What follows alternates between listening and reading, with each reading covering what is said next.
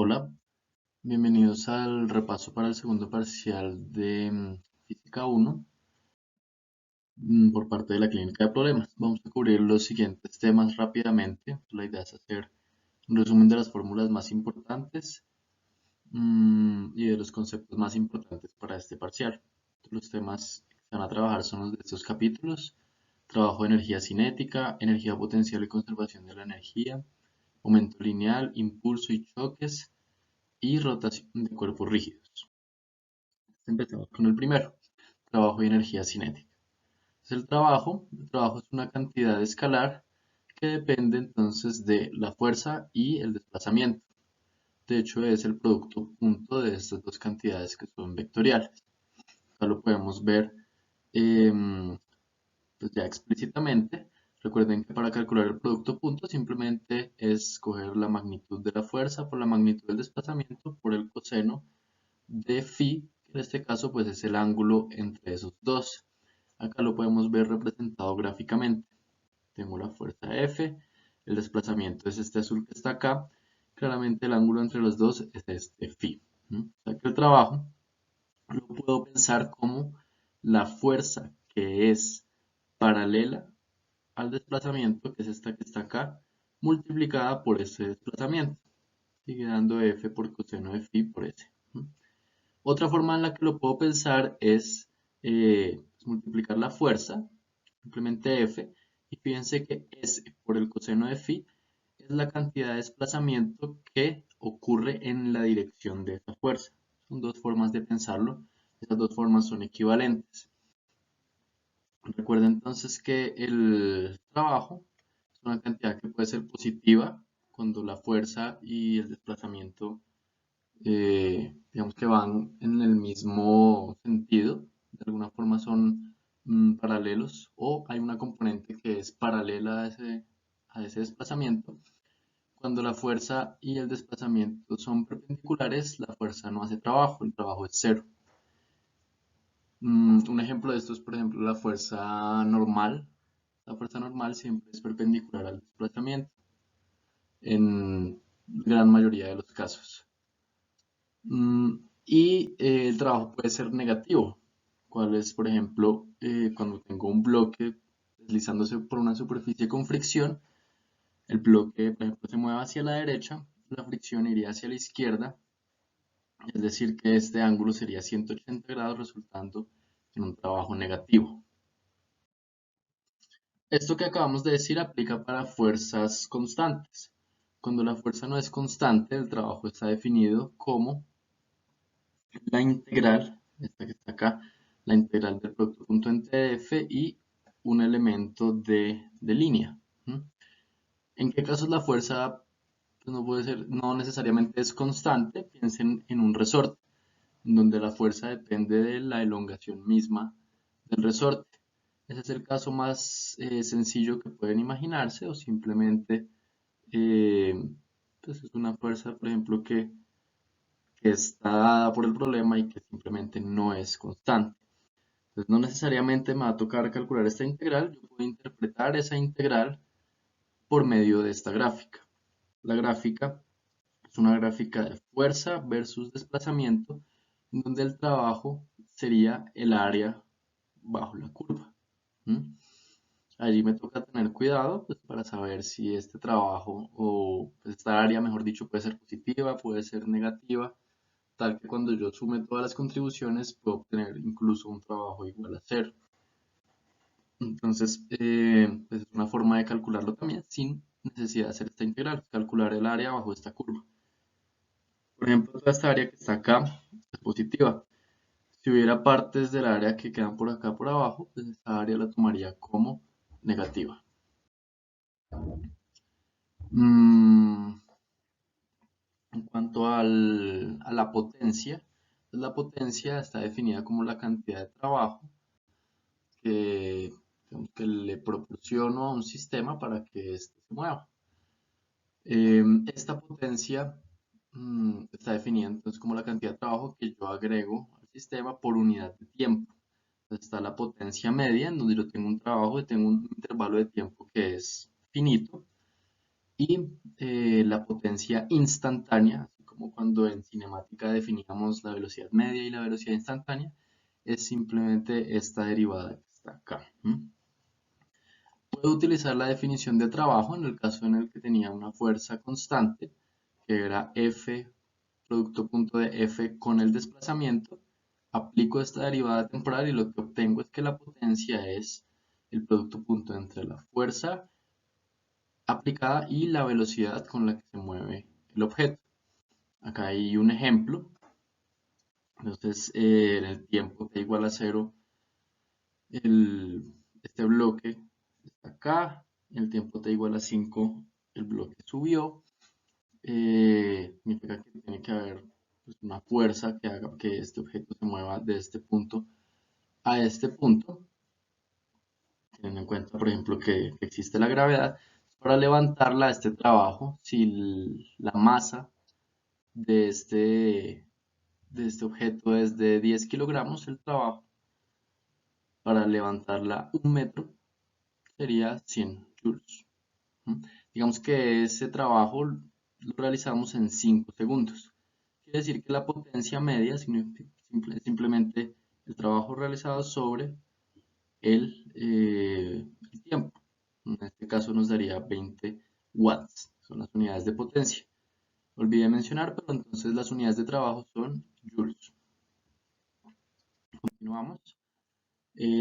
Para poder enunciar el teorema de trabajo y energía cinética, primero tenemos que conocer qué es la energía cinética, que es básicamente la energía que lleva un objeto masivo cuando tiene una velocidad con respecto a un marco de referencia. Fíjense que esta cantidad también es una cantidad escalar, depende de la magnitud de la velocidad, o sea, este b cuadrado que está acá es bx cuadrado más by cuadrado más bz cuadrado, es decir, la rapidez que tiene el objeto elevada al cuadrado. ¿Cómo cambia la energía cinética si se duplica la masa? Acá vemos que la energía cinética depende linealmente de la masa, entonces si la masa se duplica, la energía cinética se duplica. En cambio, si la rapidez del cuerpo, conservando la misma masa, se duplica, vemos que como está elevado al cuadrado, la energía cinética se multiplica por un factor de 4. Entonces, ya que sabemos qué es la energía cinética, podemos enunciar el teorema del trabajo y la energía cinética. Este teorema se puede reducir, pues se puede escribir por medio de esta ecuación, la cual me dice que el trabajo total sobre una partícula, sobre un cuerpo, para llevarlo desde el punto 1 al punto 2 es igual al cambio de energía cinética entre el punto 2 y el punto 1. Entonces en el punto 1 tengo una energía cinética que vamos a llamar K1, un medio de masa por velocidad 1 al cuadrado. Lo llevo hasta un punto 2, que es esto. Para llevarlo acá, tuve que haber hecho un trabajo, ¿cierto? No necesariamente, mejor dicho, este trabajo, como habíamos dicho antes, puede ser igual a 0, en cuyo caso entonces la velocidad seguiría siendo la misma. Puede ser negativo, en cuyo caso, acuérdense que habíamos dado el ejemplo de la fricción, entonces uno esperaría que la velocidad acá en el punto 2 fuera menor, o puede ser un trabajo positivo. En ese caso, la velocidad en el punto 2 esperaríamos que fuera un poco mayor. Entonces todas estas cantidades están relacionadas. Lo importante acá es saber que este trabajo es el trabajo total, es decir, es el trabajo que hacen todas las fuerzas que están actuando sobre ese objeto. Por ejemplo, si tengo este bloque y está sobre una superficie, entonces el trabajo de la normal, que ya dijimos que en la mayoría de los casos es igual a 0. Tendríamos el trabajo, si hay fricción, entonces trabajo de la fricción. Si hay una fuerza externa, habría que sumarle esa fuerza externa. Si cambia de altura, entonces hay un trabajo dado por la gravedad. Es decir, este W total, trabajo total, es la suma de todos los trabajos que están involucrados en llevar la partícula, el objeto, del punto 1 al punto 2. Ahora miremos algunos casos particulares y cómo se relaciona entonces el trabajo con la energía potencial.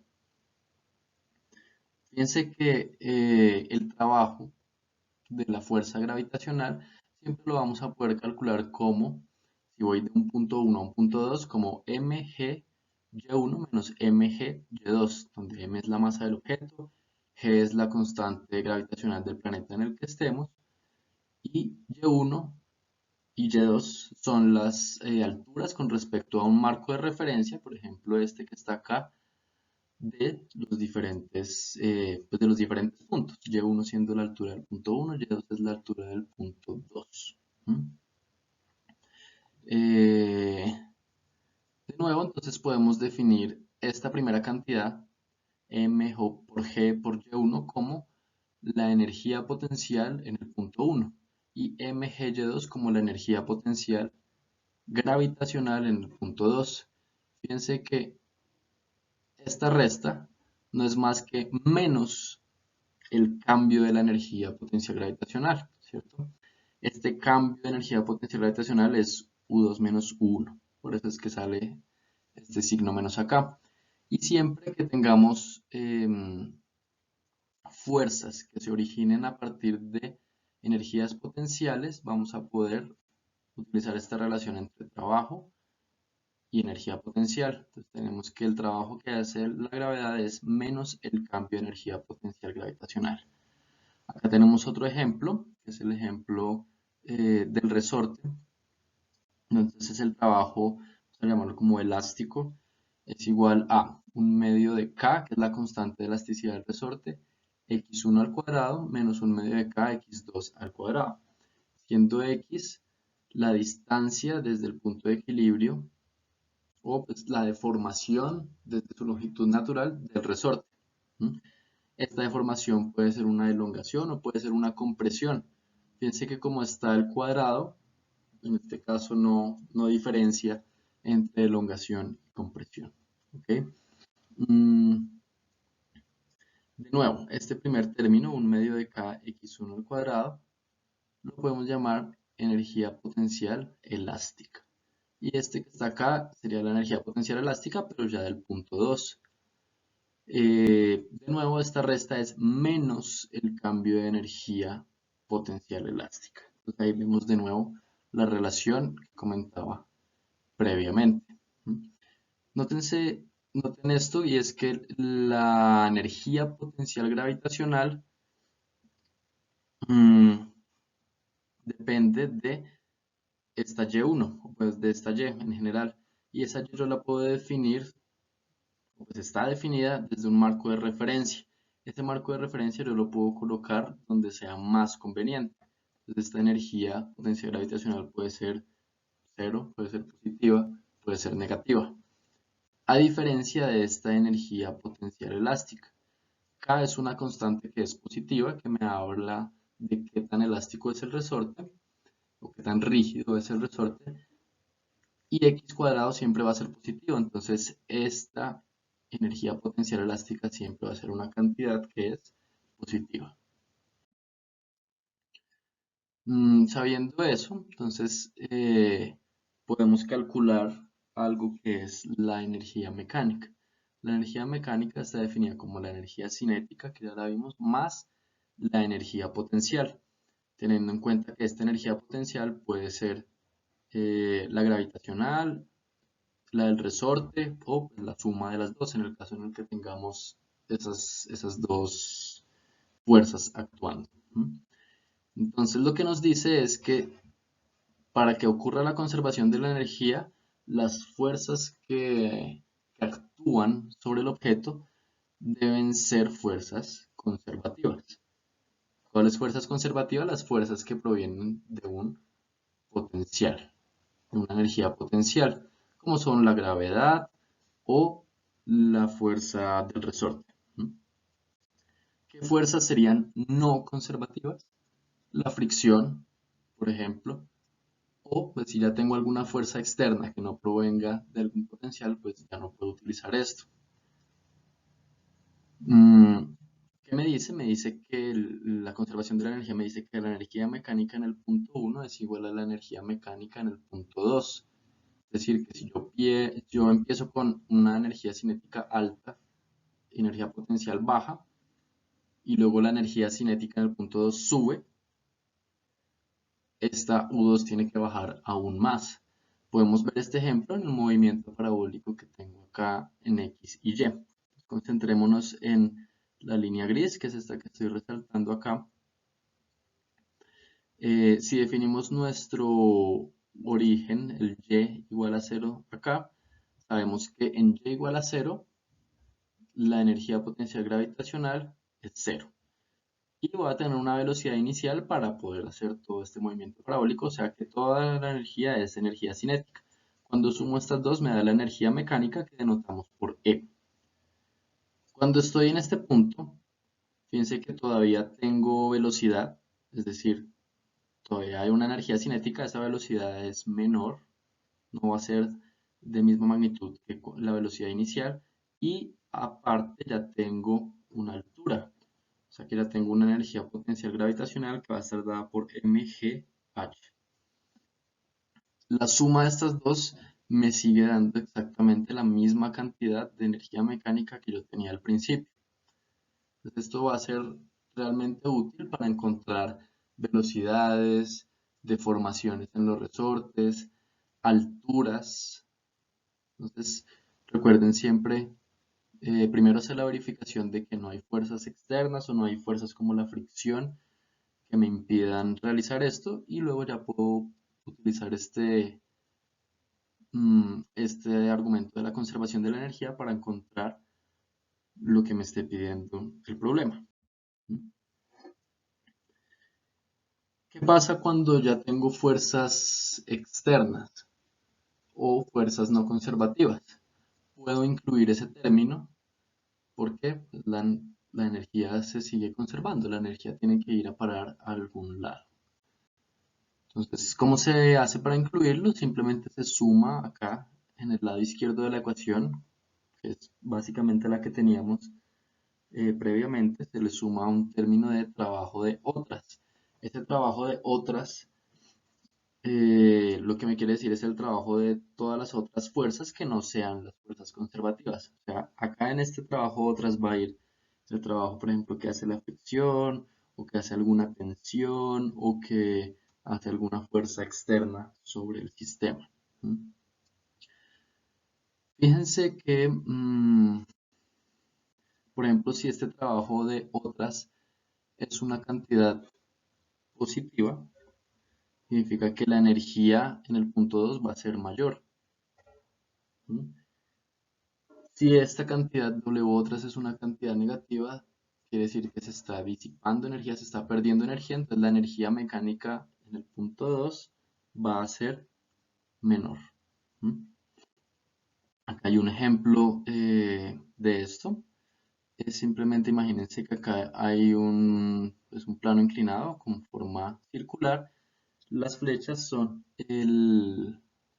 la dirección de las fuerzas. Entonces acá vamos a tener una fuerza, por ejemplo, una fuerza normal que va a estar actuando acá, y va a haber una fuerza de fricción que está acá presente durante todo el trayecto. Además tenemos una fuerza de peso que tiene la misma magnitud siempre y la misma dirección. Como hay una fuerza de fricción, la energía va a disminuir, o sea que este trabajo que está acá tendría que ser el trabajo de la fricción. Ese trabajo ya habíamos visto que era negativo, o sea que si yo empiezo con una energía mecánica alta acá en el punto 1, donde se inicia en reposo la energía cinética es 0 y la energía potencial gravitacional es máxima. Luego ya en el punto 2 que queda acá abajo, la energía potencial gravitacional es 0, definiendo acá nuestro origen para Y. Va a haber energía cinética, va a tener una velocidad de este cuerpo, pero la energía mecánica va a ser mucho menor, porque la fricción está haciendo que se disipe energía. Esta energía pasa a ser otro tipo de energía que es calor. Entonces, las superficies que están en contacto ahí se calientan y ahí es donde va a parar esta energía. Luego está entonces la relación entre energía potencial y fuerza. Como vimos previamente, esta energía potencial está relacionada con algunas fuerzas, por ejemplo, el peso o la energía o la fuerza que hace un resorte. Si yo tengo una gráfica de potencial, energía potencial arbitraria, ¿cómo encuentro la fuerza que está sintiendo la partícula que está sujeta a esa energía potencial? Pues simplemente es menos la derivada. Pues la fuerza en la dirección X sería menos la derivada en esa dirección X. Si el potencial depende aparte de coordenadas X, Y y Z, entonces la fuerza, la componente en X sería la derivada parcial con respecto a X, la componente en Y sería menos la derivada parcial con respecto a Y, y la fuerza en Z sería menos la derivada parcial con respecto a Z. Acá hay un errorcito, esto debería ser un Z. Como la fuerza es un vector, yo lo puedo escribir pues, en sus componentes utilizando los vectores unitarios de esta forma que está acá. A partir de esto, de una gráfica, por ejemplo, consideremos que solo tengo potencial en una dirección que depende de una sola variable de posición. Tengo la energía potencial U y tengo la variable de posición X.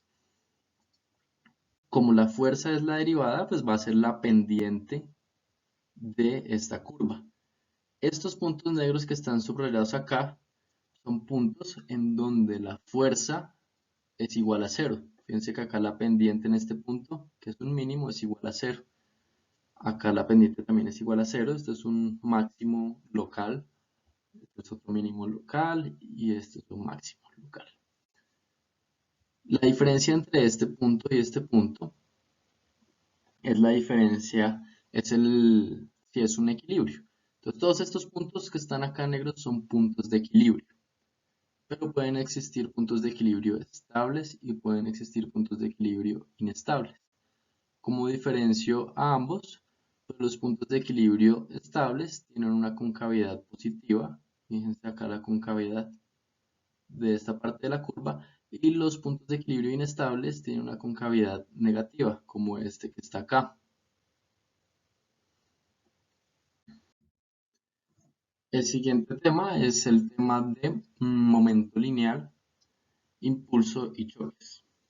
El momento lineal es un vector que se define como la masa por la velocidad que tenga pues, la partícula asociada a esa masa.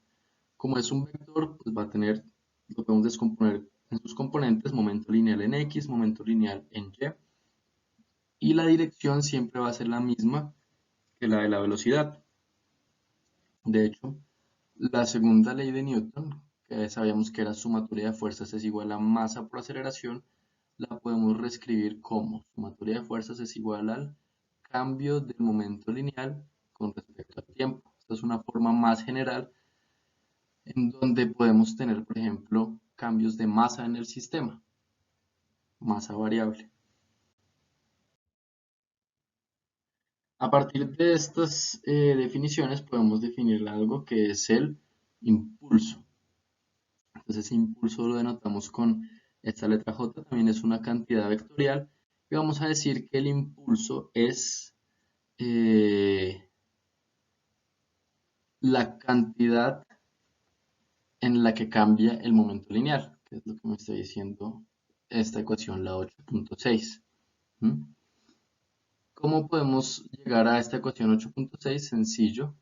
Decimos que el impulso es la cantidad, es el área, perdón, bajo la curva, esta curva que está acá. ¿Qué representa esta curva? Fíjense que acá en los ejes tenemos una fuerza. Vamos a suponer que solo está actuando esta fuerza en X y acá está el tiempo. Esta fuerza va a actuar durante determinado tiempo. Por ejemplo, cuando una pelota choca contra una pared, en el momento del choque va a haber una fuerza que le ejerce la pared a la pelota y hace que la pelota se devuelva hacia nosotros. Esa fuerza actúa por un instante de tiempo, que pues, acá en este caso sería T2 menos T1. Esta curva que está roja sería, digamos, cómo actúa la fuerza realmente en un objeto, en un choque. Y el impulso es básicamente el área bajo la curva que está acá. Es qué tanto cambió el estado de movimiento esa fuerza que actuó durante ese intervalo de tiempo. podemos calcular esta área bajo la curva haciendo una simplificación, diciendo que esa fuerza que actuó durante ese intervalo de tiempo es una fuerza promedio, que es esta que está acá, y el área asociada, que sería el impulso, sería el área subrayada acá en lo verde. Esta área verde y esta área roja son iguales. ¿Mm? Simplemente estamos haciendo una simplificación. Ahora, quiere decir que entonces el impulso es el área bajo la curva, habíamos dicho que es la integral de la fuerza neta, o sea, la suma de todas las fuerzas en un determinado tiempo. Como habíamos dicho, la segunda ley de Newton, que esta sumatoria de fuerzas era la derivada del momento con respecto al tiempo, pues simplemente nos queda hacer la integral de una derivada. Es decir, que el impulso nos queda como el cambio en el momento lineal.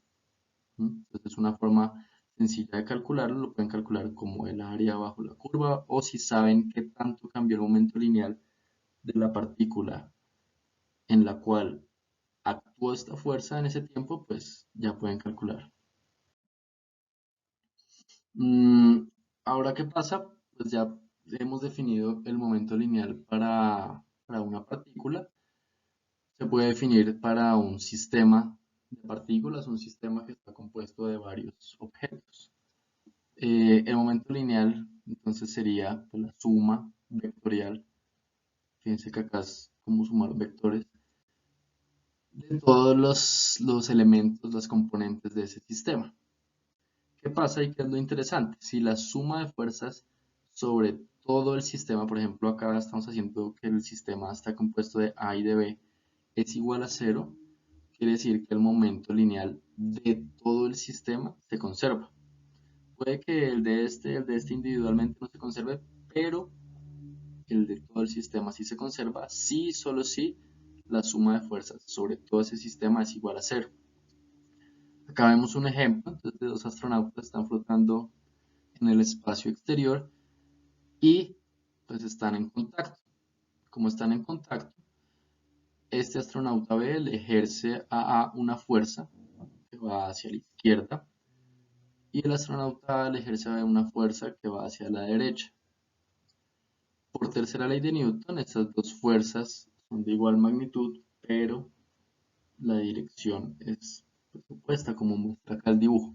Si yo sumo esta fuerza con esta fuerza, me da que la suma de las fuerzas es igual a cero, quiere decir que el momento lineal de mi sistema total, que es momento lineal de A más momento lineal de B, tiene que ser constante.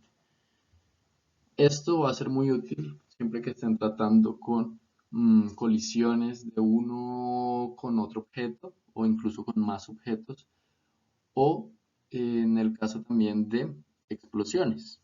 Tengo un objeto, hay una explosión, se va a tener un juego, digamos, de fuerzas de este estilo. Quiere decir que es cero y el momento lineal se va a conservar. Entonces, colisiones, explosiones, ahí es donde me sirve esto de conservación de momento lineal. ¿Mm? Considerémoslo en una dimensión, los choques. Pues tengo el choque de una partícula A con una partícula B, tienen velocidad inicial en el instante 1, chocan y luego ya en el instante 2 pues tienen otras velocidades. La mayoría de problemas de este estilo se concentran en preguntar cuáles son las velocidades finales de estos objetos. En ese caso, digamos que hay dos tipos de choques, el choque elástico y el choque inelástico. En ambos tipos de choques, no importa si es elástico o inelástico, se va a conservar el momento lineal. ¿Mm? Que si lo planteamos para este caso sería esta expresión que está acá. ¿Mm? Fíjense que de acuerdo a mi marco de referencia, esta velocidad, por ejemplo, si para mí mi marco de referencia en X significa que hacia la derecha es positivo, quiere decir que la velocidad que este tiene es positiva y la velocidad de este es negativa. Significa que este valor que está acá tendría que colocarlo con el signo correspondiente. Lo mismo, cuando obtenga los resultados y por ejemplo me dé que la velocidad de A2 es negativa, pues está bien. Lo único que me está indicando es que va hacia la izquierda, en el sentido negativo de mi marco de referencia. Volviendo a los tipos de choques, tengo elástico y tengo inelástico. El elástico conserva la energía cinética antes del choque, sería esto, y después del choque. La energía cinética antes y la energía cinética después del choque es la misma. En el caso del choque inelástico, son todos aquellos choques en los que ustedes hacen el cálculo y no les da lo mismo, ¿sí? La energía cinética inicial es mayor que la energía cinética final, o sea que hay parte de la energía que se pierde durante el choque. Hay un tipo de choque inelástico que se llama el choque perfectamente inelástico, que es cuando los dos objetos se quedan pegados, es decir, que las dos velocidades finales son iguales.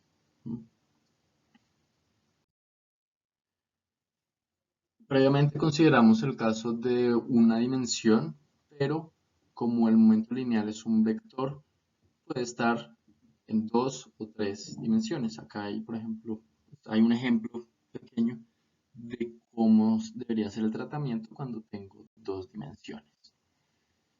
Lo básico que tengo que hacer es aplicar el teorema de conservación de momento lineal, porque es un choque y no hay ninguna fuerza, la sumatoria de fuerzas en el sistema es igual a cero.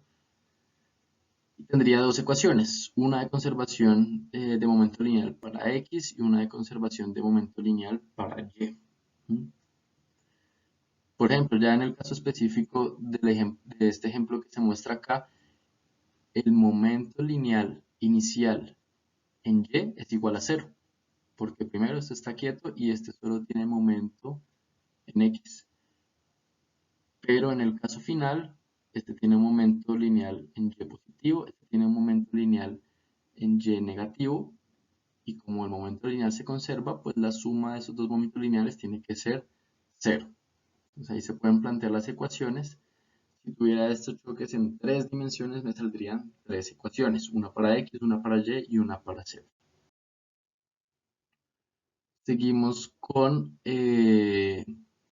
la parte de centro de masa, que es útil cuando se tienen explosiones. El centro de masa, la posición del centro de masa, se define como, pueden pensarlo como un promedio ponderado de las posiciones de los diferentes objetos que componen el sistema, y la ponderación sería la masa. Es decir, que el que sea más masivo pues va a tener mucho más peso en todo este promedio. ¿Mm? ¿Por qué es importante calcular el centro de masa?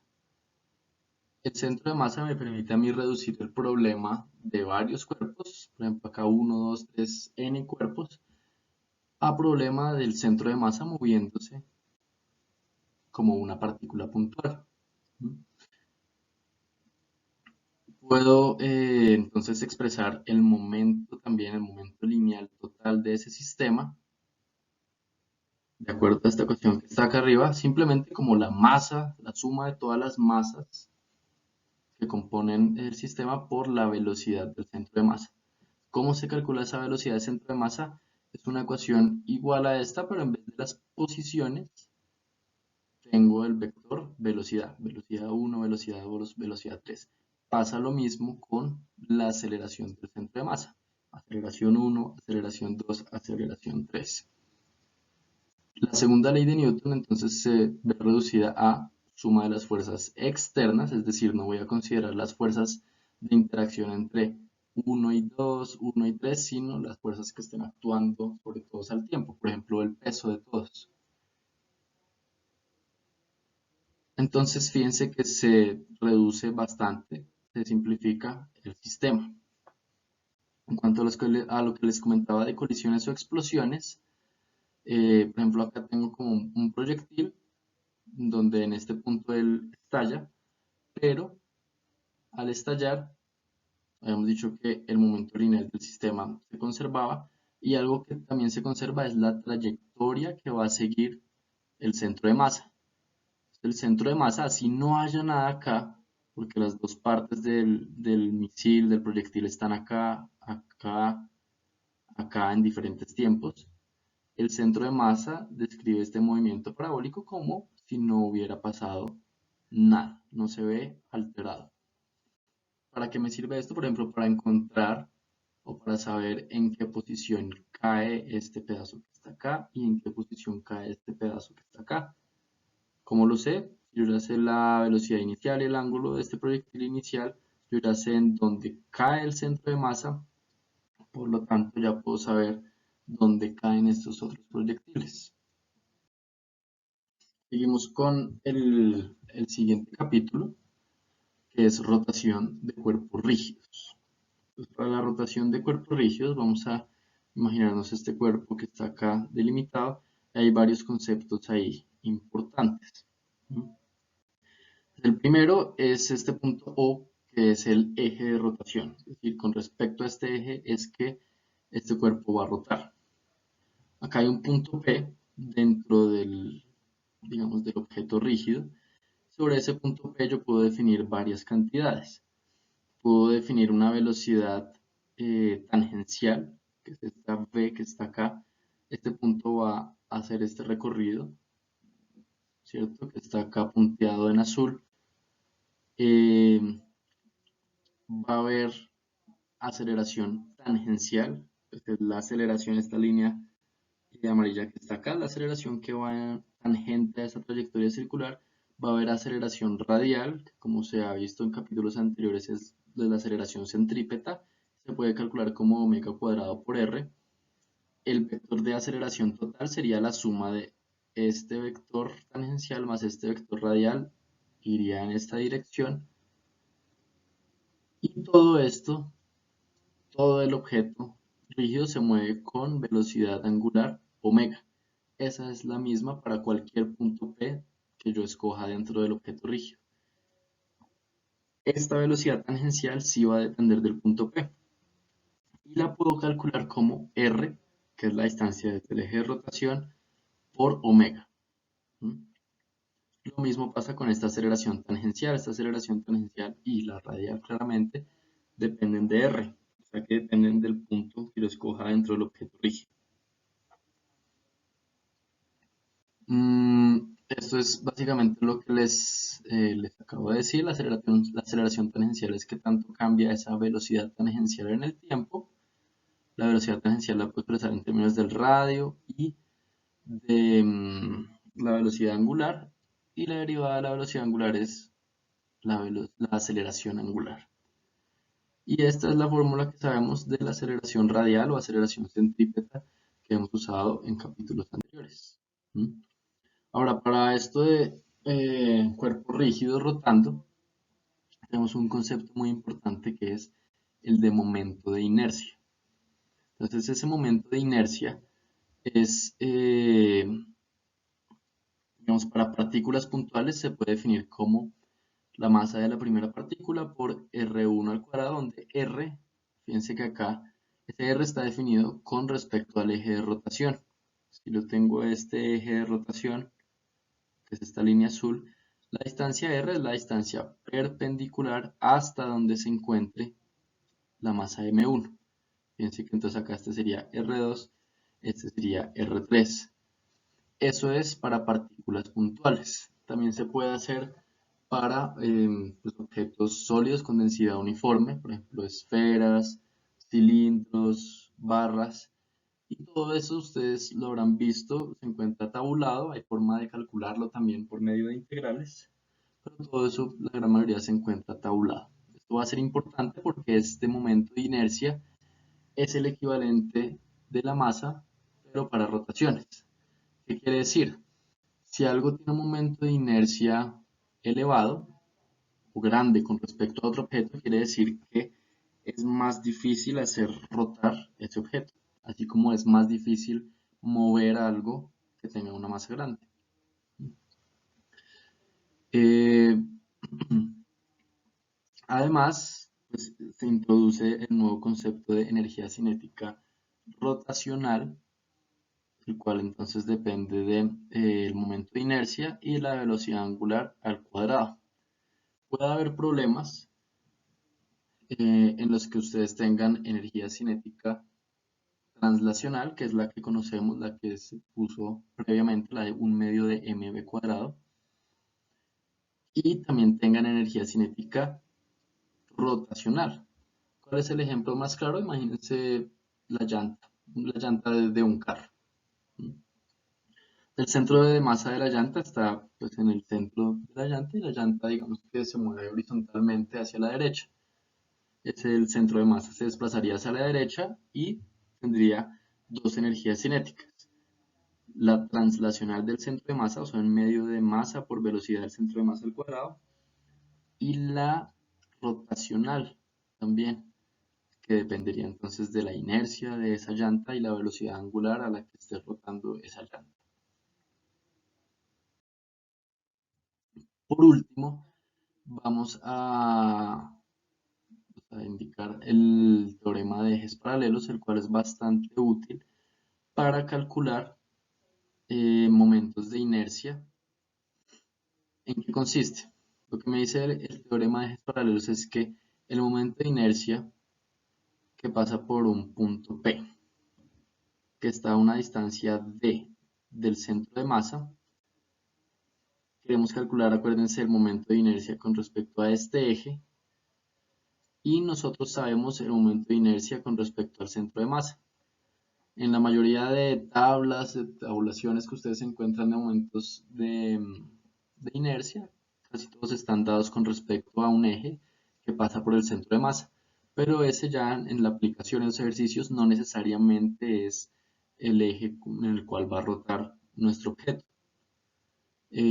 Para eso, entonces, primero, este eje que pasa por el centro de masa y este eje tienen que ser paralelos, como lo dice pues, el nombre del teorema. Segundo, el momento de inercia que pasa por el centro de masa siempre es el menor momento de inercia de ese cuerpo con respecto pues, a ese eje que está ahí y a cualquier eje que sea paralelo a ese. ¿Cómo encuentro el momento de inercia en el punto P? Pues es simplemente coger el momento de inercia del centro de masa, que ese es el que les digo que ya uno sabe cómo calcular, y le suma la masa total del objeto más la distancia entre los dos ejes al cuadrado. Bueno, espero que les haya servido para repasar rápidamente los conceptos y las ecuaciones. Recuerden que si tienen cualquier pregunta la pueden colocar en los comentarios. Muchas gracias.